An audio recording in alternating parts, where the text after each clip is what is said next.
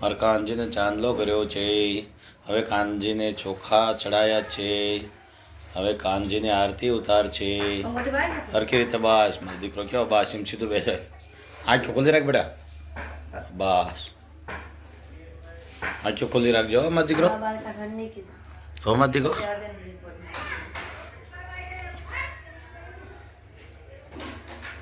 બસ hello હાથ અંકે રાખ દે દીદીને.